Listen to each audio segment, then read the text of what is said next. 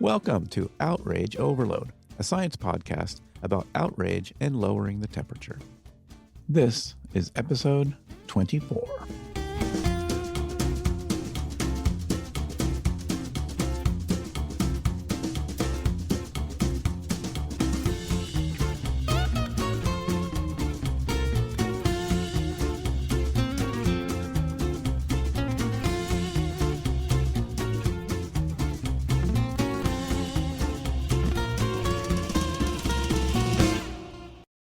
The media, the Democrats, and even many Republicans have failed to appreciate the anger against the establishment that led to Trump's election, the subsequent violence, and why he remains a serious contender for president despite numerous felony indictments.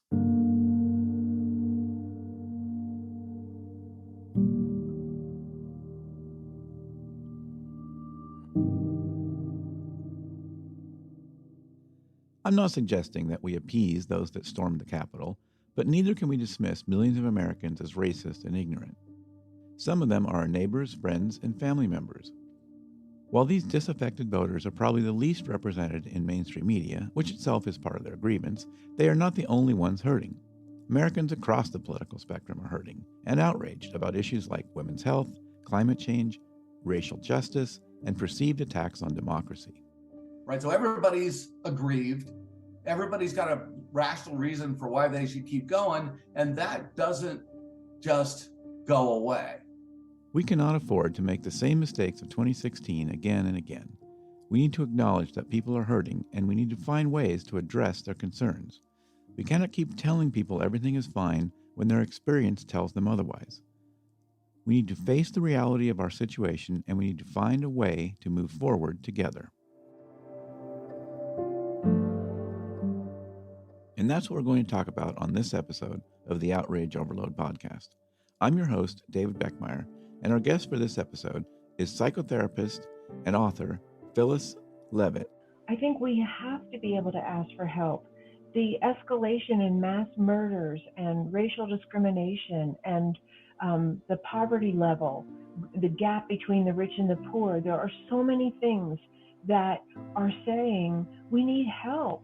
There's people here. Masses of people, not just a few people, but masses of people are suffering.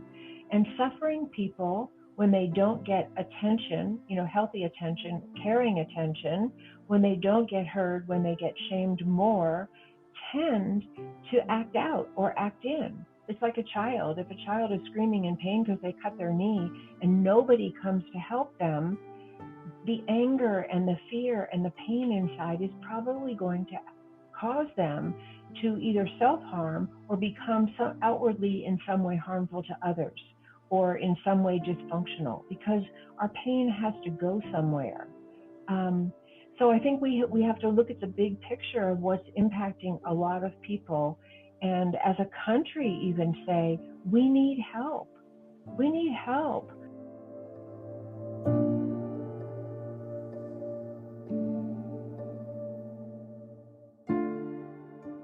Join me on this enlightening journey as we explore how recognizing and addressing these emotions can be the linchpin to reducing political divisions. It's a journey towards creating a more empathetic atmosphere, and it begins with something deceptively simple: listening.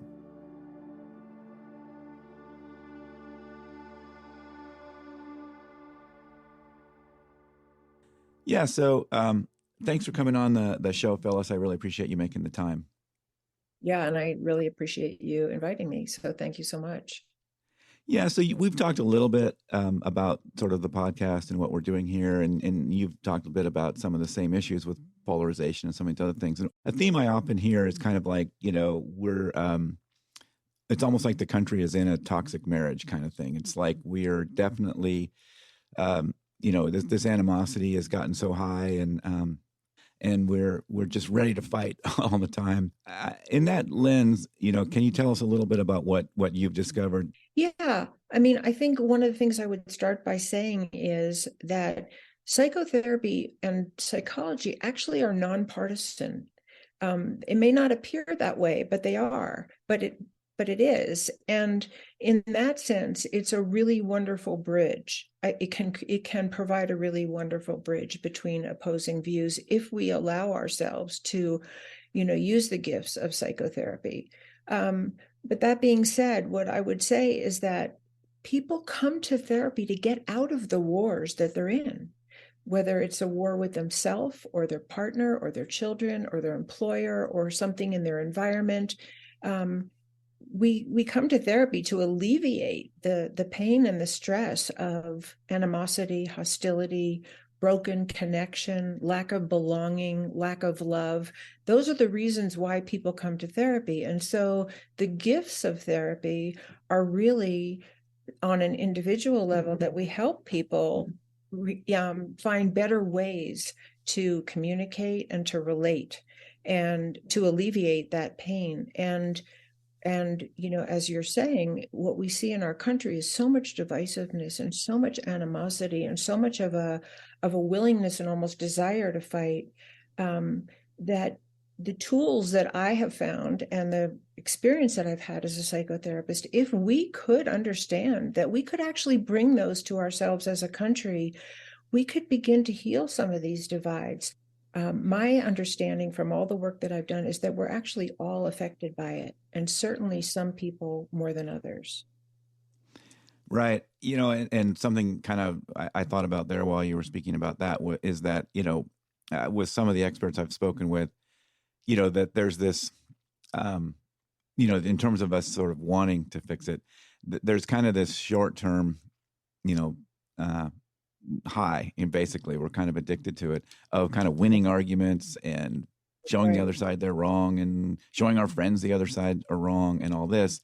And it seems like a big answer to that is, if you can step back and say, okay, is that short-term benefit worth, does it fit with my values? Does it fit with my long-term goals? Like if I want to live with less, I want to have a better country and I want to have better things. Is that really helping me get there? Is all that fighting and is all that winning those little mini arguments, is that actually winning?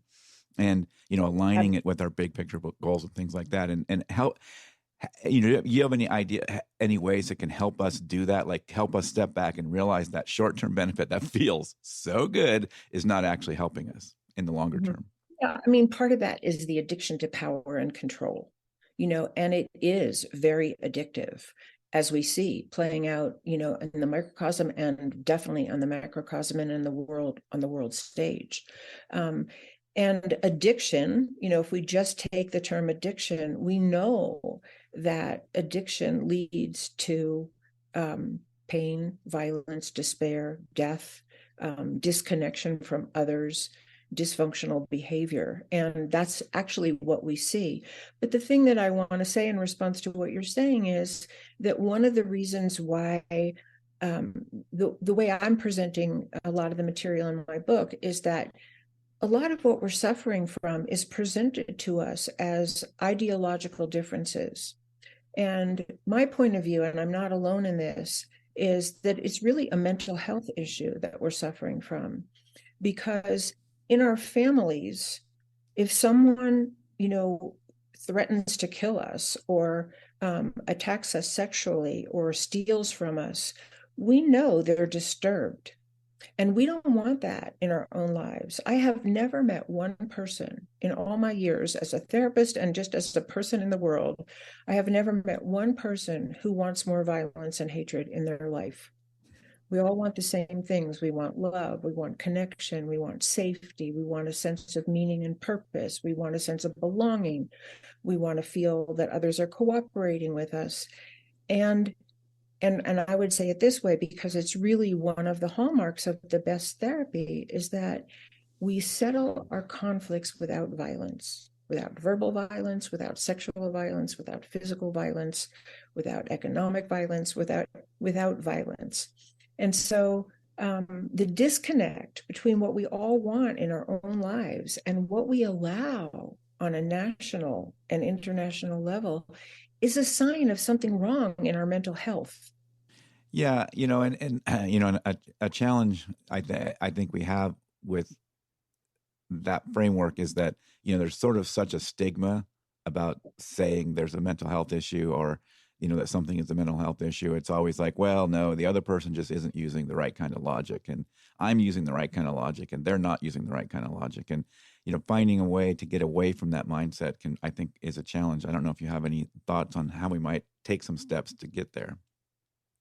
Yeah, I mean, I think first of all, I think we have to take the word mental health out of the context of crazy, and diagnosable to someone who needs to be institutionalized or heavily medicated or whatever. I think mental health is really, a wise, constructive, state of mind in which we honor ourselves, but we're also aware of our impact on others and what's the good for the whole.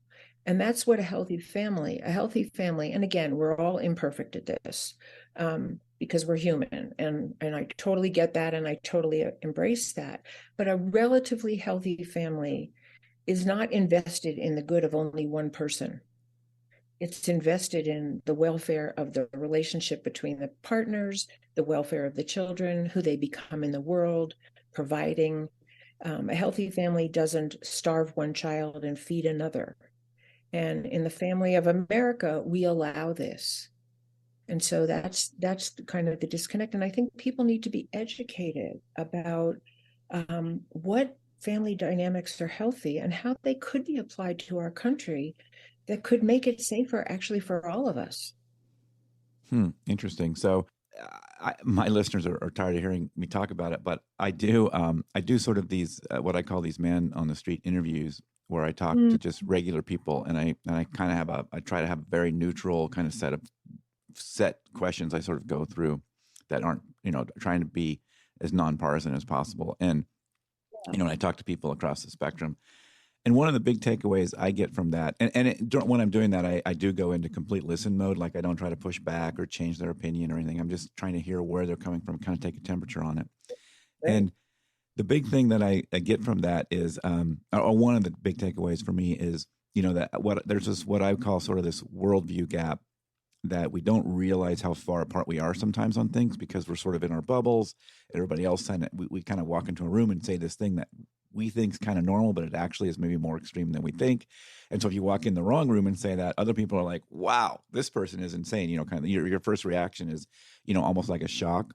And I think that's a big piece of why it's a challenge to have these conversations, because, for many, many times, if the first one of those things that happens, it just startles you almost. And you might fight or flight, or you might just, kind of overreact to it and this kind of thing. And, trying to stay in that listen mode.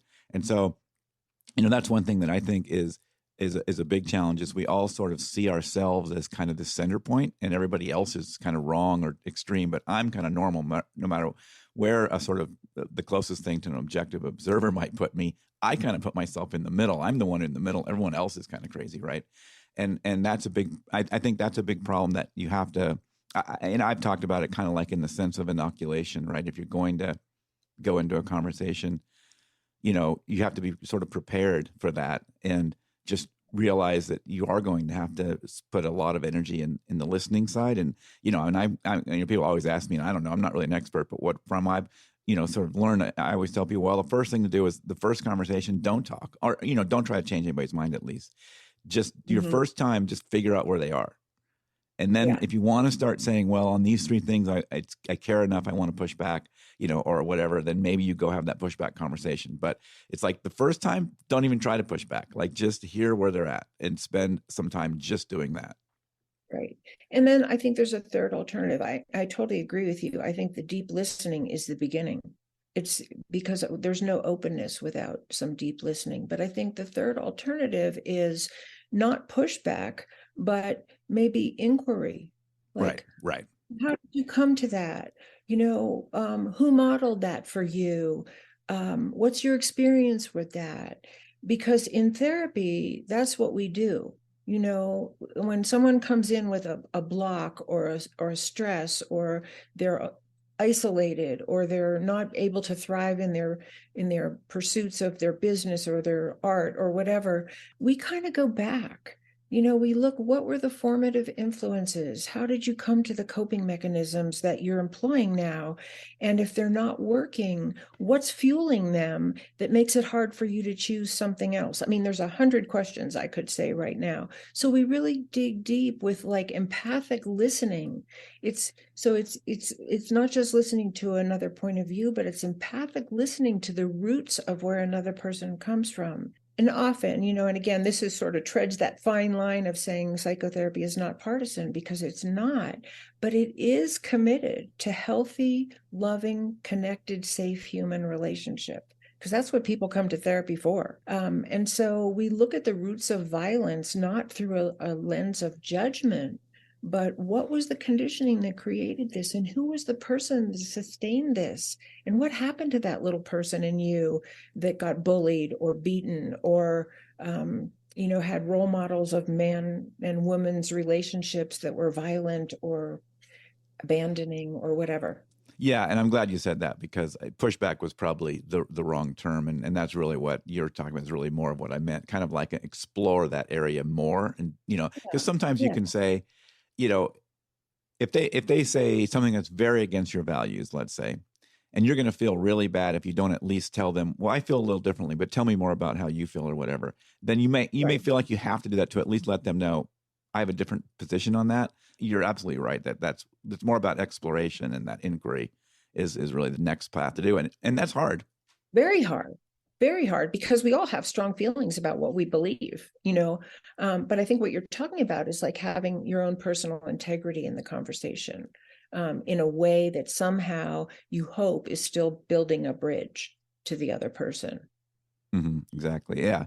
I'm glad you also mentioned that it was difficult earlier, because I wanted to kind of circle back to that, because I think everybody's kind of looking for, well, give me the magic recipe that I can just do this quick thing and I'll get them to think the right way, because they don't think the right way now, and I want them to think the right way. So what's the secret to get them to think the right way? Well, we know that the secret is not shaming, blaming, and assaulting. We know that, or at Right. least we've come to that conclusion, at least on the one-on-one. But yeah, and one of the things that is really clear to me from having written this book is that it's actually harder to repair human relations than it is to wage war. It's really easy to fly off the handle. It's really easy to fight. There's just such an impulse of defend, protect, assert. But actually sitting down and committing to the elements that would create peace and reconciliation and reconnection is really hard work. So when people, have an idea sometimes, and this goes along with some of our prejudices about mental health, that therapy is for, the weak or whatever, it's not true. It's some of the hardest work that a human being can do, which is to really tolerate distress and not act out. Yeah, absolutely. Yeah, and then there is that stigma, like you said, and this feeling of you're weak if you have to, do that. And it's like, yeah, it's too bad that that's out there. Yeah, and that's part of the education process. It's all part of what I'm committed to in the book that I've written, that I really want the man on the street to understand some of the principles of mental health, I'll find a new word, health and well-being, peace and love and connection and cooperation, that are not widely talked about. And they're, psychology is not a subject taught as just a matter of course in our schools. I think it's becoming more so. But we just really need to educate ourselves as an entire population, not just the few people who are lucky enough to come to therapy. Yeah, and I mean, I'm coming to the position that, like, we talk about news literacy and having an educated populace about the facts, and I also think we need an educated populace about mental health and some of the psychology. Absolutely, 100%. I mean, 100%. And even if they have to kind of call it something else because of a stigma, I feel like, we're never going to get there if we don't understand some of these things about ourselves. We won't. And, and I think another thing that I am very aware of as a therapist is that usually what brings people to therapy, I would say 99% of people that come to therapy are in pain. The pain has to be bad enough that they actually want help from an outside source. And a lot of people come to therapy who wouldn't have come to therapy had they not been in enough pain that they really didn't know where else to turn. And so in that sense, and this maybe sound counterintuitive, but I think as a country, we sort of need to feel our pain to get on the road to some kind of recovery and repair and reconnection with one another. There was one day when I was working on my manuscript for my book, and across the top of my computer flashed another mass shooting, right at that moment. And it's just, I think we need to feel the pain of that to say, what do we want to do for the family of America and every family in America to stop this? And one thing that kind of touched or that rang with me was, a lot of the research I've looked at is this is part of the problem, that we've become so focused on identifying as something else. I'm red, I'm blue, I'm this, I'm liberal, I'm conservative, I'm something else. And it's very hard. We don't have that superordinate identity as an American. And, so I'm hoping, how do we get that back? Like, how do we remember we're actually Americans and we're citizens of the world and that kind of stuff? Yeah. Well, I use the family model to talk about that because I think it makes sense to a lot of people. Like in a family, you could say, I'm a Leavitt or I'm a this, I'm that. This was my family. And in a relatively healthy family, there's a balance between what's good for the individual, what supports the individual's welfare and growth and full expression and maybe movement into constructive adulthood, and what's good for the family as a whole. There's a balance between the part and the whole. And that's what I think is missing in our country, even that awareness that there is an America, and there's all these different states, there's different nationalities, there's people that came from different parts of the world and settled here at different times in history, there's different races, there's different genders, there's different religions, and we all want some piece of our own individuality and integrity to be respected within some context of the family of America, just like in an individual family. One kid may be, a brainiac, and another a sports or withdrawn, or, one's really outgoing, one's really introverted. And you kind of look at what's good for everybody that also keeps the family from exploding or imploding, right? So that's how I think of us. And there's a wonderful word for what I'm talking about that I really like, and it's called sovereign unity. So we maintain our individuality and the respect for other people's individuality while we have a sense of the whole. And I think, that might have been one of the original ideas of our country with the states and states' rights. But I think we've lost that sense of how to actually make it work. And it's hard work. Like I said, it's much easier to fight and dominate. It really is. Yeah, and there's also, as you mentioned before, there's sort of a lot of people kind of encouraging the fighting, whether it's social media companies and everybody else, that that it's an uphill battle a little bit to go out of that mode. And because if you want the attention, you become one of those fighters and you get all the attention. And if you're trying to do something else, it's like, no, that guy's boring. So from the bottom up, the healthier we become as individuals, the more we work with our own wounds, the more we make our families healthy, the more we raise relatively healthy children. Hopefully, the more we will empower people who have those kinds of values. But I think the work is from the top up and the bottom up and the top down, and lots of education in between. Mm-hmm. Yeah, it's definitely, I think we can't expect our leaders to sort of fix this for us. It's definitely got a bottom up factor to it. Yeah. Yeah.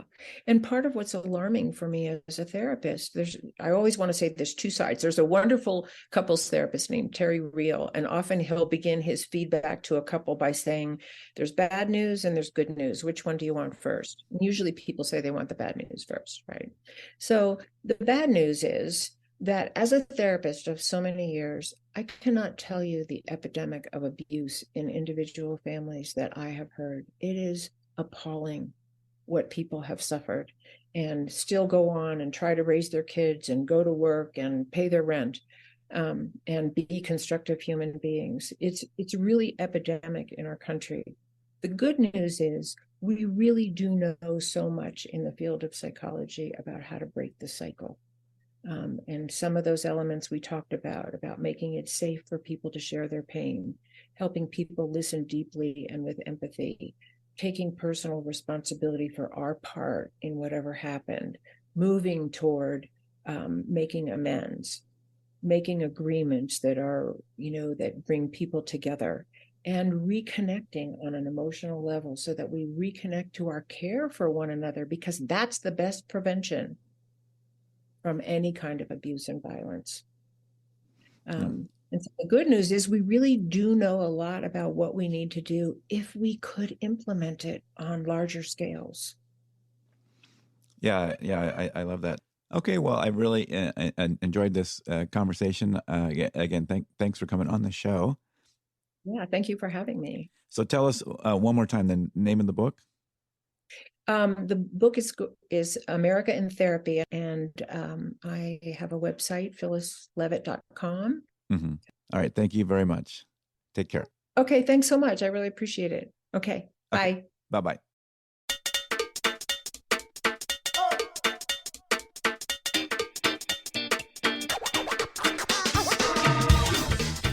That is it for this episode of the Outrage Overload podcast. For links to everything we talked about on this episode, go to outrageoverload.net. Before you leave, let me tell you about our Facebook group.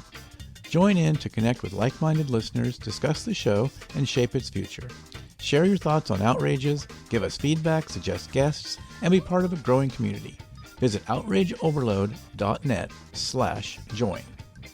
And contact me on Twitter or Instagram @MrBlog and just say hi. Thanks for listening, and remember, together we can lower the temperature.